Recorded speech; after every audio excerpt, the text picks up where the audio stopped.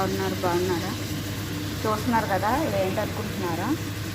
ఇది వచ్చి షింప్ అండి. ఇది వచ్చి షింప్. అలానే ఇది వచ్చి సాల్ అనమాట. Avocado, onion, cucumber, tomato, cone, అలాగే లెటర్స్. ఇవి వచ్చి ఈరోజు లంచ్ మాట. ఈరోజు కొయిటా వాళ్ళకి మా సార్ వాళ్ళ ఫ్రెండ్స్ వచ్చారు. నేను వాళ్ళ కోసం ఈ సలాడ్ అయితే రెడీ చేస్తున్నాను.